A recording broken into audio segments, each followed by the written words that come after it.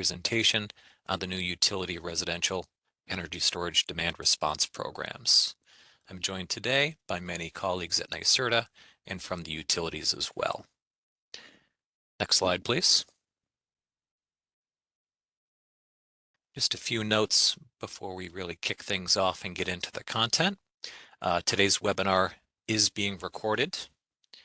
We typically post a copy of the recording and the slides to the NYSERDA Energy Storage website within about 3 or 4 days after the call. We will send out an email as well after the call when the slides are available, so everyone will have them for future reference. We have a pretty decent group of attendees on the line. We went ahead and muted everyone on entry. That being said, if you have a question, please drop that in the chat box. There have been a couple kind of tweaks to WebEx lately. You can use the chat box for Q&A. Additionally, if you want to use the Slido app, there's a button towards the right of your screen. Click on Apps, click on Slido. You can submit questions that way. That being said, the chat box is probably the simplest and preferred way. We will get to the questions at the end of the presentation. Of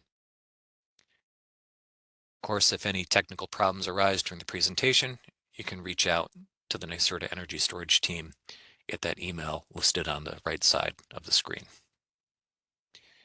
Next slide, please. Here's the agenda. First, I'm going to give an overview of the NYSERDA requirements regarding the residential demand response programs. I'm Luke Forster. I've been at NYSERDA about 13 years, supporting the New York Sun Solar Program, as well as the Distributed Energy Storage Program. I'm joined today by my colleague Jasmine Lim, who manages the Residential Energy Storage Incentive Program at NYSERDA. We'll have presentations from 3 of the utilities. We have Mike Smith from National Grid, Andrew Leha from NYSEG and RG&E, and Desmond Ofori from Orange and Rockland. Finally, we'll wrap it up with a timeline of everything going on and the important dates and some next steps. And then we have ample time blocked out at the end for Q&A. Next slide, please. And I'll get into a little bit of the context on why we're having this webinar and why we're talking today. So energy storage is a great technology. In addition to providing customers with backup power, battery storage can do a lot. It can provide a lot of grid services and benefits to the grid by shifting customer load from on-peak times to off-peak times. That load shifting can have an enormous benefit on the distribution network. It can reduce and shift peaks. It can potentially offset the need for additional grid upgrades, and therefore it creates savings to all ratepayers and all customers of a utility. Therefore, it's really in the best interest of all ratepayers and all utility customers if batteries are being used in an intelligent way to shift load and not just being used for resiliency and backup power. There have been a variety of utility-run demand response programs across the country. New York State has a large number of largely commercial-focused demand response programs, typically targeted towards larger batteries and larger electric loads. We're seeing a bit of a movement across the country and the world where residential-focused battery demand response programs are starting to take off. Sometimes you'll see the term virtual power plant. Sometimes the price signal is through the grid operator or through the utility. But this is sort of taking off as a policy and a way to use batteries to provide social benefits and grid benefits. A little while back, New York State Public Service Commission required utilities to launch direct load control programs for residential energy storage. You also might see these called Bring Your Own Battery or BYOB programs. I'm going to use the acronym BYOB throughout the presentation just for simplicity and because it's a nice acronym. The utilities have been rolling out their BYOB programs one by one. NYSERDA has been directed by the Public Service Commission in the 2024 energy storage order to require residential customer participation in one of these programs in order to receive the NYSERDA energy storage incentive. So we're rolling out that requirement for BYOB participation, and we'll get into the timelines and details of that rollout. Next slide, please. Of course, we have a number of different electric utilities in New York State. They've generally been on slightly different timelines from each other in developing and implementing and rolling out their BYOB programs. Central Hudson and Con Edison are a little bit later on their rollout. I think their launch will come later in 2026. National Grid, NYSEG, and RG&E already have live BYOB programs for which there's currently approved vendors and technologies and batteries. Orange and Rockland is rolling out shortly. And of course, PSEG has had its own version of a BYOB program for about 6 or 7 years now. So what we wanted to do today is pull together the residential storage developers from across the state, as well as the utilities who have live or just about live programs to sort of talk about how those programs work. To that end, we have reps from National Grid, NYSEG, RG&E, and Orange and Rockland on the line. Doesn't mean we're forgetting about Central Hudson and Con Edison. I expect we'll do a similar webinar, later on in 2026, as their programs are just about ready to launch. Next slide, please. So let's just take a beat and talk about how these programs work and what it looks like from a customer experience.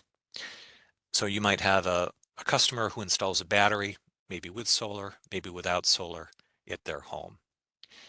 That customer is, of course, eligible for the NYSERDA residential storage incentive. That's not going away. But now there's going to be an additional price signal layered on top of that that essentially rewards and encourages a customer for discharging their battery when the utility needs that power the most. So each utility is going to have a series of what's known as call events, where they say, now is the time where we really need that power. And if your customer discharges electricity from the battery during that call event, they will receive some compensation. Customers get paid on an annual basis based on the average number of kilowatts that the battery discharges over all of the year's call events. And we'll get into some more details on a later slide about how many call events there may be, what hours of the day there are, etc. For each of the investor-owned utilities, the current price signal is $50 per kilowatt per year. Let's run through an example. Let's say you have a customer with a Powerwall 3, which I believe is 13.5 kilowatt hours, and they're able to discharge that battery 80% of its capacity. That's something like 10 kilowatt hours that they can discharge. If they have a 3-hour call event, they're discharging that 10 kilowatt hours over 3 hours. My math's a little rough here, but it ends up averaging 3.6 kilowatts over that event, is the available kilowatt hours spread over the duration of the event. If the customer does this for every call event throughout the year, they'll get paid 3.6 kilowatts times $50 per kilowatt, about $180 per year. So this is a nice ongoing revenue stream for customers who own batteries. Let's move on to the next slide, please. So NYSERDA is a condition for receiving the residential battery storage incentive is going to start requiring enrollment in these utility BYOB programs. We have some language in our program manual that references the 2024 energy storage order that basically says customers must enroll in a qualifying program unless those programs aren't available. They're starting to become available, so we're going to start requiring customer participation in these programs. So in terms of timeline, we're going to basically index everything to the date a customer's incentive application is submitted to NYSERDA. So for National Grid, NYSEG, and RG&E, companies for which the program's already open, we're going to require BYOB participation for projects that submit their NYSERDA application on or after March 1st, 2026. So we're giving you, a little over a month heads up before we start rolling that requirement in. For Orange and Rockland, Con Edison, Central Hudson, we don't have like a final launch date for those. We will start requiring enrollment in those programs in order to receive the NYSERDA incentive after those programs launch, and we'll give contractors at least 3 weeks notice before implementing that requirement. So we're trying to give everyone heads up and not catch anyone off guard. Let's move on to the next slide, please. And this is a good point for me to pass the mic over to my colleague, Jasmine Lim. She'll walk us through some additional details for the NYSERDA requirements. All you, Jasmine. Thank you so much, Luke. Hello, everyone. My name is Jasmine Lim, and I manage the day-to-day operations for NYSERDA's Residential Storage Incentive Program, which will, of course, start requiring the BYOB enrollment from customers very shortly. So just going to give an overview of the key dates to keep in mind for the utilities that have already launched, as well as the utilities that are yet to launch, and sort of explain some of the rationale. So starting off with National Grid, NYSEG, and RG&E. Of course, these are the utilities that already have BYOB programs live as of today. We've defined out dates for these because they're already live. But just in general, contractors should ensure that their preferred battery OEMs that they use in their projects are onboarded to all the utilities' BYOB programs as soon as possible, since this will enable you to continue receiving NYSERDA incentives for the projects that you submit as soon as you can. And like we mentioned before, there's already several major OEMs that are supported in the already live BYOB programs, which will be listed on a later slide. But for non-onboarded OEMs, we will want to accommodate for those as well. So the way that we're structuring this for all the utilities is that we have an earlier date where already supported OEMs need to have their customers enrolled in the utility BYOB programs, but we also understand that contractors may not have selected their OEMs based on which ones are participating in BYOB, and we want to avoid sort of penalizing those situations. So the way that this will work for National Grid, NYSEG, and RG&E is that for projects that are submitting NYSERDA incentive applications on or after March 1st, if the OEM on your project is already onboarded to BYOB, then you will receive NYSERDA incentives only if your customer is also enrolled in BYOB individually. For cases where you are not using an OEM that's been onboarded yet, we'll continue to give NYSERDA incentives until June 1st to sort of provide a grace period as you onboard those OEMs to the utility programs. So for this June 1st date, that's when we will start requiring OEMs to have completed onboarding to the utility programs and the customer to individually be enrolled in the utility BYOB program. Next slide, please.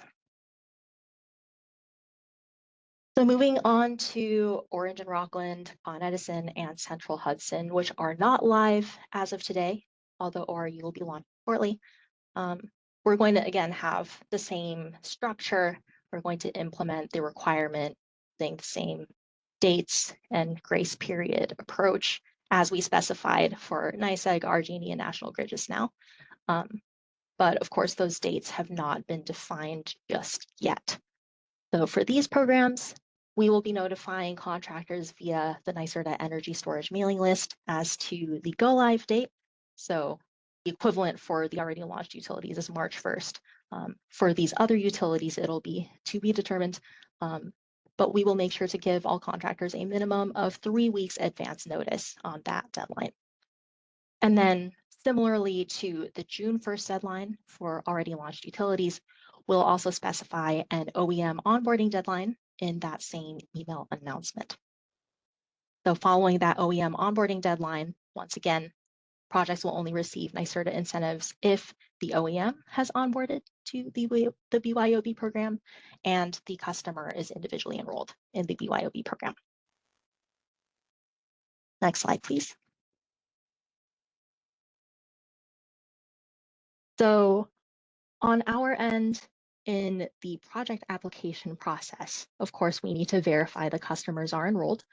This will happen at the invoicing stage of the incentive application. So not in the initial application where electrical drawings and the application document are submitted, but at the post invoice submission to NYSERDA stage. So contractors might be familiar with needing to submit building permits and a PTO letter. This is also the time when we will check that customers are enrolled in BYOB. And the way that we will do that is that NYSERDA will be in touch with the utilities on a recurring regular basis to get lists of enrolled customers in the BYOB programs, and we will check the customer on the project application against those enrollment lists. Next slide, please. So that was the overview of the NYSERDA side requirements. I'm now going to pass it over to the utilities to describe the details of their BYOB programs, starting with Mike Smith. Great. Thank you, Jasmine. I'm going to give a summary of the similarities of the programs across all of the companies presented today, and then each company will take some time to give you some specifics about their programs. Next slide, please. So just a high-level overview about the program. I think, Luke gave you a good summary, but we felt it would be valuable to kind of help understand what the program is, why it was designed the way it is, and sort of, how it functions day to day.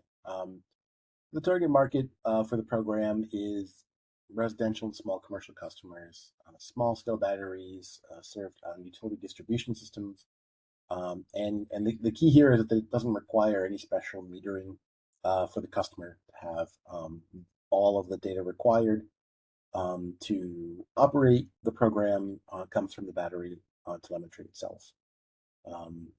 As Luke mentioned, the structure of the program is bring your own model. The utilities are not offering any upfront additional incentives to customers to buy new storage, install new storage. NYSERDA is facilitating that role in this process. We are specifically compensating customers for the grid services that they provide us when those kilowatts are important to utility systems.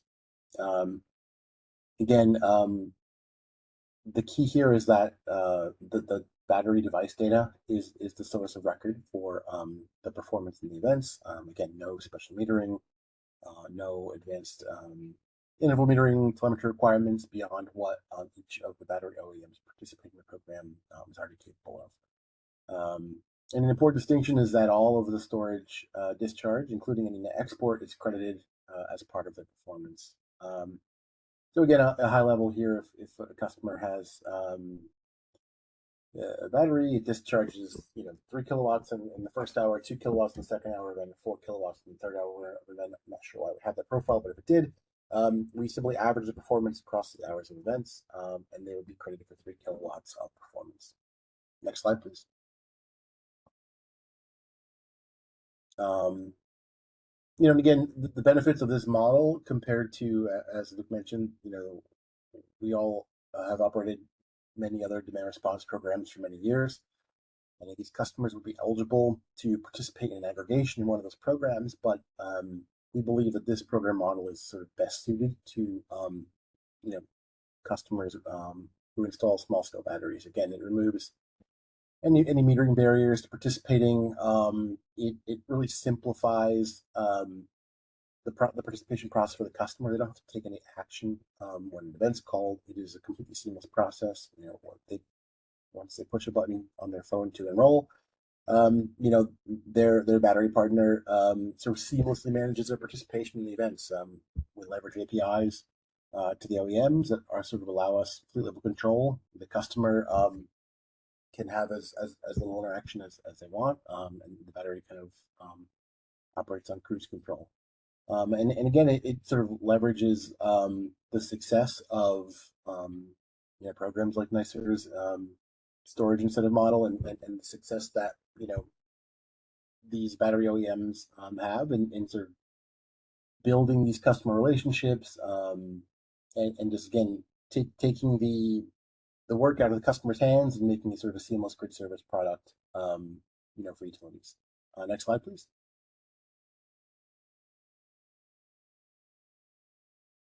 And so here's sort of a summary of the key program parameters across all of the companies here.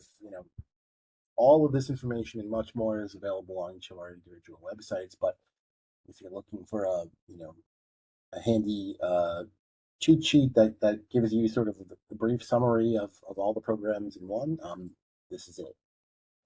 So all of the companies are looking to call events in the 3 to 4 hour range. Some of us may call more 3-hour events, others more 4-hour events, depending on system needs. Availability windows, all of us are really seeing peak needs during the afternoons, and so that's sort of the windows that these batteries need to be available for each of us. In terms of number of events, I think most of us anticipate calling in the realm of 20 events a year, reserving the right to call up to 60 in the case that grid conditions allow. This has been a successful approach in other areas of the country that operate these programs. So I think that this number of events sort of fits very well into what these systems are capable of. We're all operating on a May 1st to September 30th summer season. We're all summer peaking. We're trying to solve summer, summer constraints with the program. As far as eligibility, I sort of covered it above, right? It's customers need to be served on the distribution system. They need to be basically a national grid customer. They don't need any special metering. It's very simple. The customers can be net energy metered. They don't have to be on meter. All of the programs are leveraging battery data rather than interval data to avoid any barriers to participation in terms of metering equipment or any additional cost to participate. We're all crediting export. As we mentioned, we're all compensating $50 per kilowatt per year of participation in the program. And then National Grid and O&R allow the customer to elect where the incentive goes, if it goes directly to them, or they can assign the incentive to a third party if that is something that they wish to do. I believe NYSEG is paying customers directly. Next slide.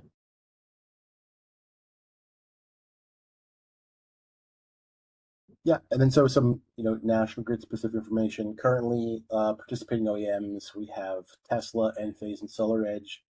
Actually, just this morning, SolarG and Franklin have come on board in our program. They're not quite up on the website yet, but they're in the program. So we actually have 5 participating OEMs as of right now. We have some plans to add more partners over the throughout the rest of the year. Canadian Solar, Fortress Power, Q Cells, all in progress. And I think we have a handful of others that we're sort of working on as well. Our goal is to offer as many battery partners as we can, and ultimately we are open to any battery partner that wants to participate. It's ultimately on them if they decide that they want to participate in our program. So any names you don't see here, we are open to is maybe a commercial decision by those companies to not yet sort of be engaged. I have some links here. I think that'll be handy references after the fact. Program webpage, program manual goes into a lot more detail about how performance is calculated, specific rules, these kind of things. We have an FAQ page, that will be helpful to show the customers if they have, common questions about the program. We maintain active lists of all manufacturers, inverters, and battery models on the FAQ page. So that would be the reference if you have a inverter or battery model specific question. And then the program webpage has resources for enrollment. Actually, if you don't mind navigating us here.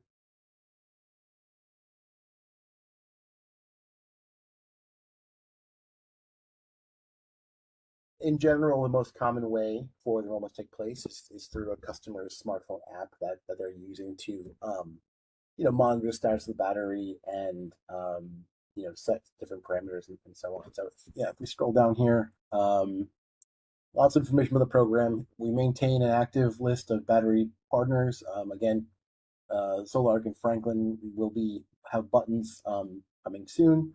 But if customers or yourselves have specific questions about how to enroll with any specific battery provider, you can click on any of the active links here. So the Enphase, Tesla, SolarArc buttons. They actually provide step-by-step walkthroughs, screenshots of the smartphone app of sort of exactly where to click to really help make the enrollment process seamless. There are also links to tech support and so on contained here if anyone is still struggling.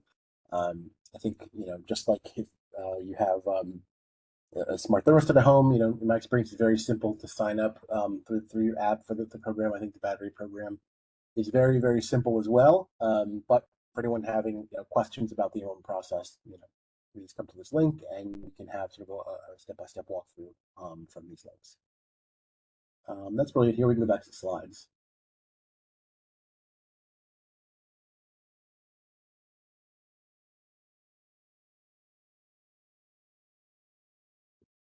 Terrific. And that's really all I had. I'm going to pass to Andrew to talk about NYSEG and RG&E program. Thanks, Mike. Hey, y'all. My name is Andrew Leja. I am the NYSEG and RG&E Demand Response Program Manager. As you can see here, our current participating OEM, similar to National Grid, we have Tesla, Enphase, and SolarEdge. The enrollment process for Tesla and Enphase, that'll be through the in-app enrollment flow. And for SolarEdge customers, we were contracted with our joint vendor Uplight. They have a Flex Saver portal. So for those SolarEdge customers, they would create an account there and enroll their batteries through that portal. Then, we have some links to FAQs for NYSEG and RG&E. I'm not sure if you can click on one of them on NYSEG just to see what's there.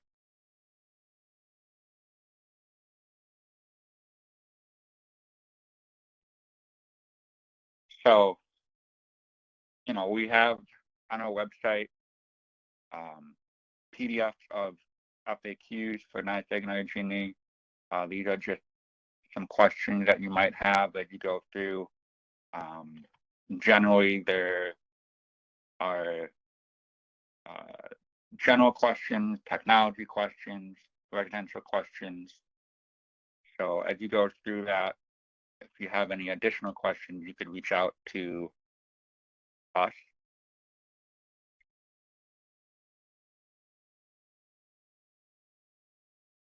Yeah. You can go back to slides.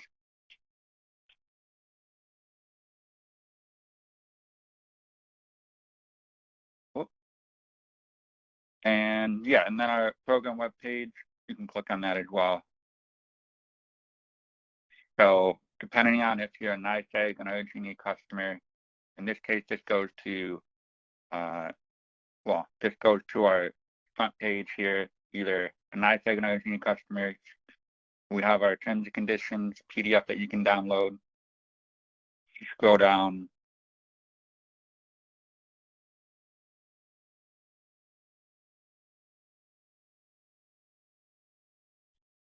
You can either select NYSEG and RG. They're essentially the same information provided, just again, depending on what service territory you're in, either NYSEG or RG, you can find out more information there. And if you click on find out more, just click NYSEG.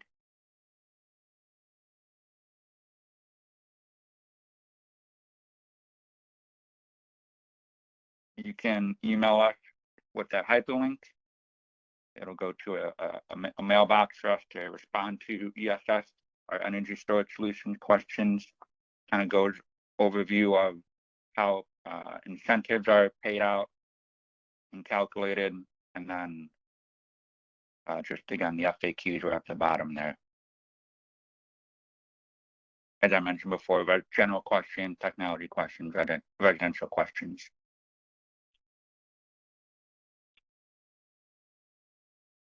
And that is the end for NYSEG and RG. We'll pass it on to Desmond. Hello, everyone. Thank you for allowing me to talk to you guys about ORU's BYOB program. As of currently, we have not launched it yet. We keep getting pushback from Tesla. They keep telling us that they have a backlog and are looking to sign off on our program. They're doing a few testing before they sign off. So we are still waiting on Tesla, and 90%. I mean, about 90% of our, the market share in our territory is Tesla batteries. So we anticipate that most of our customers will be gunning towards Tesla, and they're extremely vital to our program. But then, as if the program launches, Tesla is not the only OEM that we have in place. We have Enphase, SolarEdge, Franklin, and then Sunrun. I believe Franklin did sign off, so they are good to go and should be part of the launch on the week of the 15th of February. That's where we anticipate launching the program. Now, after we launch the program, after 6 months, we anticipate three more manufacturers joining in Generac, Solarac, and QCell. So we will send out more information as they sign off and launch those, and add those to the program.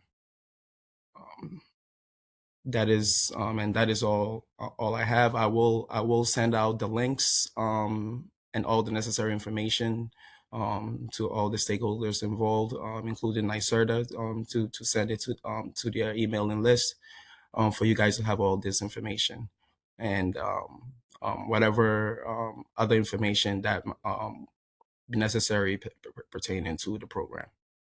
And thank you again.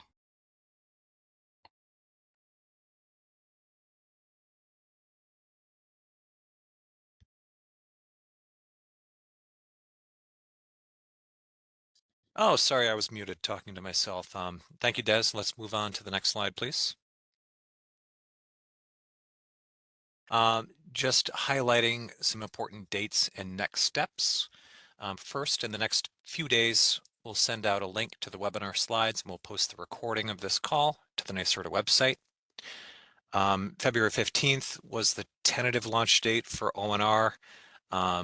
Sounds like that might not be 100% firm, but just heads up that is coming out in the near future.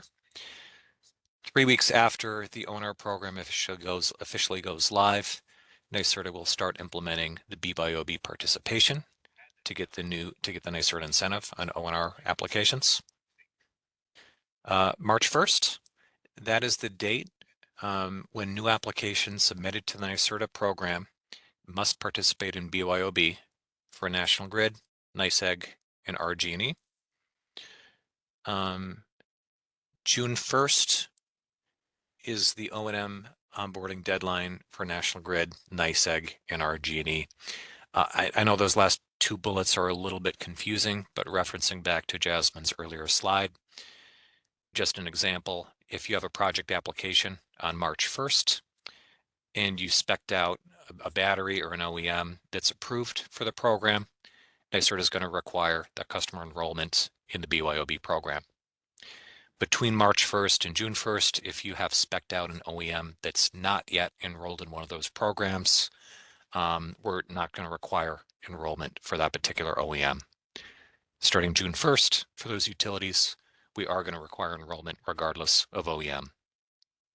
I'm just clarifying that there. Finally, sometime later 2026, we don't yet have firmer dates. We expect Con Edison in the Central Hudson programs to go live. We will do some sort of similar outreach to this webinar as we draw closer to that. Next slide, please. We just have a few useful links here. I put them all in one spot. We've got a link to the NYSERDA Residential Storage Incentive Program, including the program manual and the megawatt hour blocks. And we have links to the grid, NYSEG, and RG&E pages respectively here. Let's move on to the last slide, I believe. We're going to open this up for Q&A. I know we received, looks like about a dozen questions so far. So we're going to jump into those one by one. If you hear some silence and dead air, that just means we're reading and thinking before answering. First question has to do with small commercial. I know I flagged earlier that from the NYSERDA side, we're requiring BYOB participation for residential projects as part of the residential incentive program. Of course, as part of our retail program, which is commercial projects, we require that you're doing something with a battery, whether that's pursuing VEDA revenue or shaving a customer's on-site demand charges or participating in a utility demand response program. But getting back to the question of small commercial, I'm gonna send this over to you, Mike. You mentioned that small commercial is eligible for BYOB. Do you have a particular definition for small commercial? Yeah.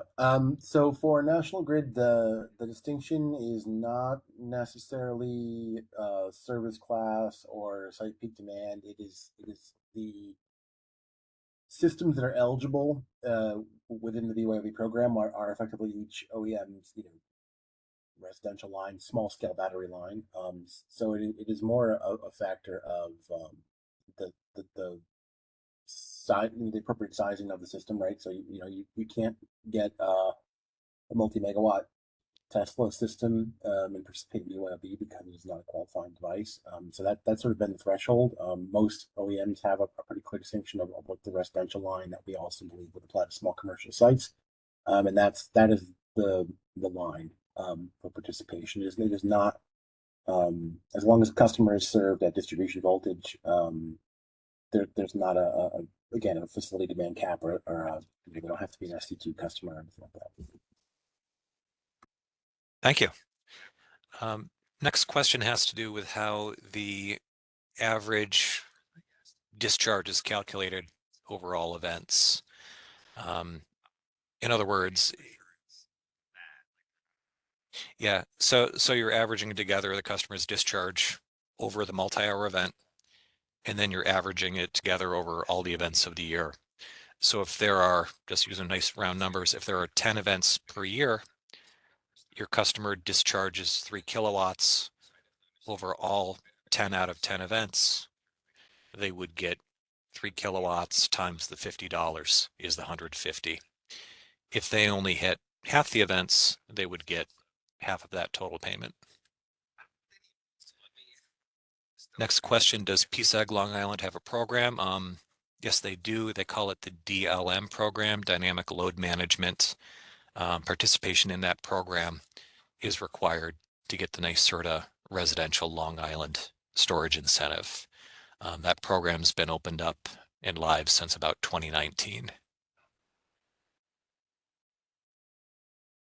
We had a question about EG4 batteries. Are they included in this? Looks like EG4 is not listed as an approved OEM with any of the utilities yet.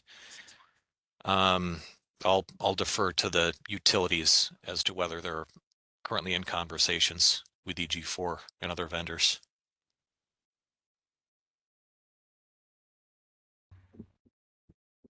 Are any of you Yeah, currently in talks with them?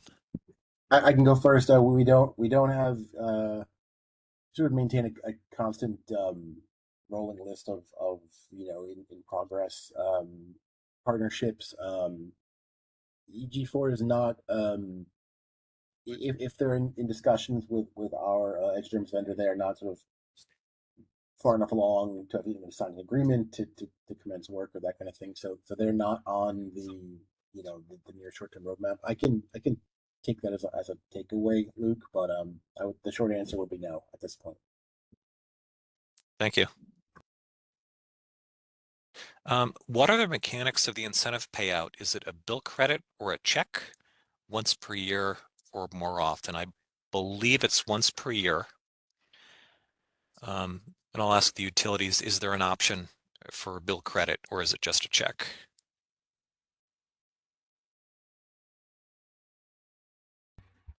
So answering again, just for National Grid, it is a check. We're not doing a bill credit at this time. Yeah, for NYSERDA and OG&E, it's just a check as well. Same for Orange or Rockland. Thank you. Sorry, Luke. I should just quickly clarify it. In some cases, certain OEMs have different processes. With Tesla, for example, they actually are doing ACH to the customer's account with Tesla. So in some cases it deviates if there's a partner specific requirement, but otherwise it's a check. There are no unbilled credits. So quite next. Thank you. All right, another question. If we have a customer who has an OEM, I know we've used that acronym a lot. OEM is original equipment manufacturer. So it's the battery companies like Tesla or SolarEdge. If we have a customer who has an OEM who's not yet participating, will that customer not be eligible for the NYSERDA incentive? John, can we flip back to slide 8, please? Let's just run through an example. Yeah,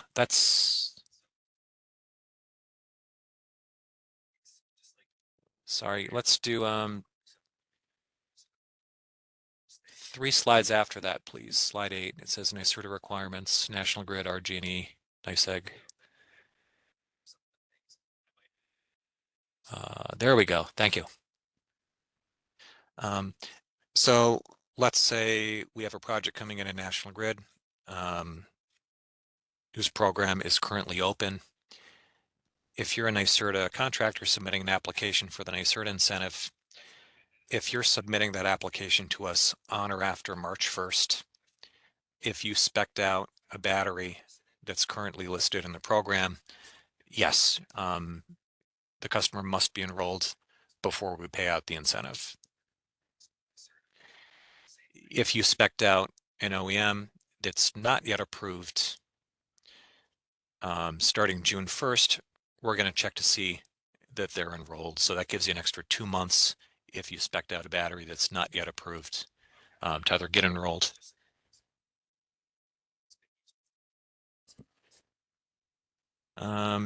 Is there a guaranteed term for the program? Is the incentive rate fixed for a certain number of years? Gentlemen, let me get your take on that. Yeah, we don't, and I think this question is coming because in other jurisdictions there are rate locks and things like that, and sort of guaranteed terms of incentive. I think specifically National Grid in Massachusetts may offer this. That doesn't exist in New York explicitly. I guess what I can say is we've offered incentives for for smart thermostats on the residential side, commercial DR incentives on the commercial side since 2015, right? So those have been, we're in year 11 of offering that, without those going away, and the incentives have not declined. I think in the case of thermostats have gone up. So if there's general sort of concern about these going away, that is certainly not the intention of designing a program to then close it. And so we believe this is sort of part of a comprehensive flexibility strategy, at least for National Grid, for many years to come. Thank you. Andrew, I've got one for you. Is there a reason that NYSEG RG&E does not allow a third party to receive the incentive or receive the payment? Well, I mean, we were talking about that internally, and we figured that it would be best for the customer to decide what they would want to do with that check. I mean, obviously they could pay that out to the third party. So that was our thought process there. Got it. Thank you. Next question again for the utilities. Is Energy Hub involved in these programs? And could you just please speak for a minute about the role of any implementation partners you have? Sure. Yeah, for National Grid, currently our edge terms provider that facilitates the program is Energy Hub. So at this time, Energy Hub is the one facilitating the program for us.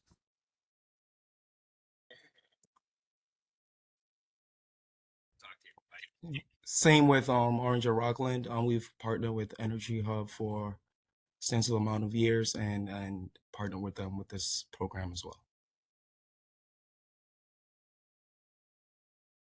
And for NYSEG and RG&E, mentioned earlier on the presentation, our Durham vendor Uplight.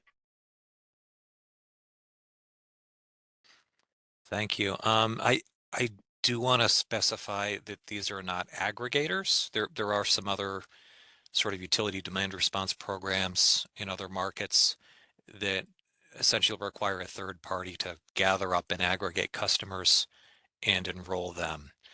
This is a direct participation program where your end use customer basically interacts directly with the program.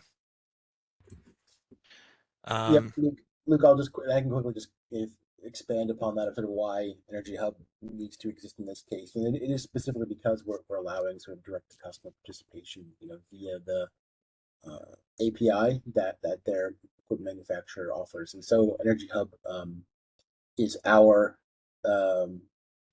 edge terms platform that facilitates the API integrations to all of those, allows us to have not just one battery partner, but many.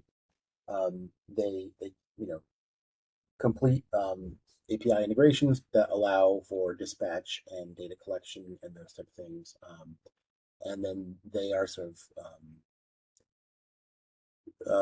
consolidating all of that control of all these edge devices and edge manufacturer partners into a single place, which can then interface directly with national grid systems to facilitate control and visibility into operations. And so they are yes, again, not an aggregator, not sort of having any, their commercial role here is with national grid to sort of facilitate the technical capabilities to execute the program, not to serve as an aggregator of customers. Thank you. Yeah, I know there's a lot of software involved in data streaming, interacting with the different OEM apps and platforms. Here's a great question. This is something I was wondering about myself. At what point in the project development cycle can projects actually enroll? Do they need to be like live and interconnected with a grid, or is that something that can be done earlier in the process?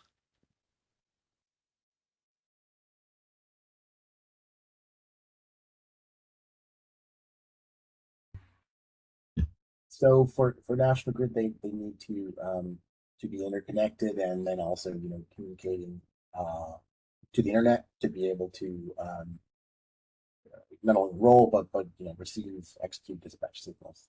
The system needs to be up and running. Thank you. Jasmine, question for you. Is there any clawback of the NYSERDA upfront incentive if a customer unenrolls themselves from the BYOB program? Right. Thank you, Luke.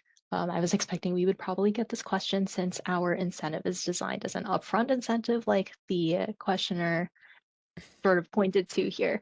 What I can say right now is that the NYSERDA incentive is not designed to be clawed back from specific projects.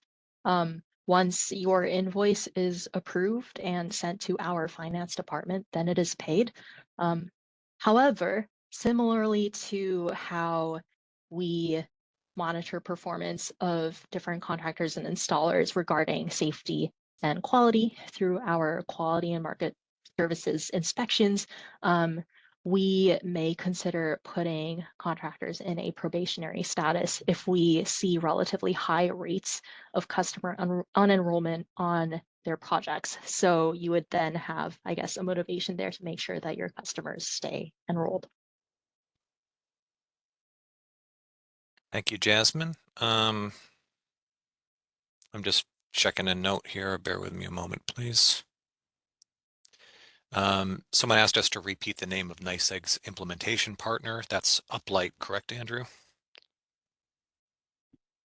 Yeah, that's correct. Uplight.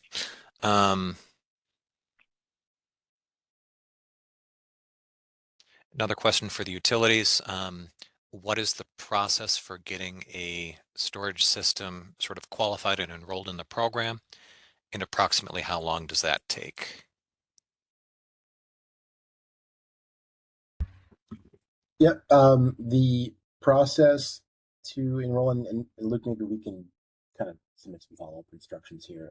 It's ultimately, for National Grid, that they're going to need to go through the process of completing the partnership with Energy Hub, completing the API integration, so on. There's a few, there's some legal component to that, there's a technical component to that, and then there's sort of a contractual partnership, making sure they're agreeing, following the program rules, and so on, component of that. And I think to complete all of those, don't have an exact amount of time. I can speak to sort of how quick, best case, how from sort of regulatory approval of the program to sort of getting launched with partners that already had the technical piece completed was probably in the realm of 90 days. I think for someone who is not in this in New York or anywhere, hasn't completed the technical integration component, it may take longer. It may be closer to 180 days or something like that. You don't have an exact time frame, but I think that is sort of the scale of time that a new partnership will be looking at. But if be happy to as a follow-up, Luke, and maybe post on the contractor website, provide sort of links to partnership inquiries, things like that, for someone who's looking to understand the process and potentially get underway. Thank you. Is the NYSERDA upfront incentive eligible or available for off-grid systems? No, systems must be grid tied. Can customers opt out of call events? I believe the answer is yes. They would do that through the app or through the portal that their OEM has.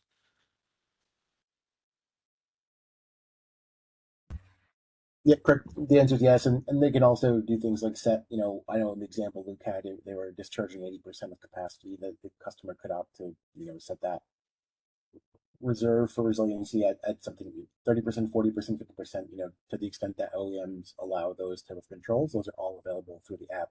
But they can opt out of any event anytime for whatever reason, if it's inconvenient or otherwise. And just speaking about the call events, someone please correct me if I'm wrong, but I think each of the utility programs is set up so they never draw down more than 80% of the battery. And additionally, call events are not scheduled within 2 days of a forecasted storm. So the idea is to put a few safeguards in place so the customer doesn't have an empty battery if an outage hits. Okay, we're getting near the end of the questions, only 2 left. Is there a calculator available that we can use to forecast expected incentives? No, not at this time. But I think the math is essentially how many usable kilowatt hours does the battery have to discharge divided by potential call event 3 to 4 hours times $50. Great question. Can a VETR project receive VETR DRV revenue plus the BYOB price signal? They cannot. For all of the what fall under the dynamic load management portfolio of programs, the DR programs for the utilities. VETR projects must opt out of DRV, and if they were eligible, LSRV to receive to be able to participate. Thank you.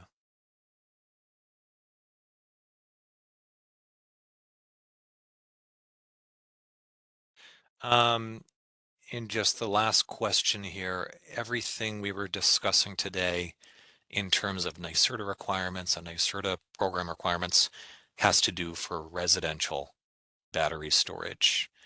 The retail storage program, we have some different language in the program manual that basically says to get the NYSERDA incentive, you must do something with the battery aside from resilience, such as utility demand response program, VETR revenue, or trying to offset customers' demand charges. So we made it through about 24 questions. I'll pause and do a last call for questions.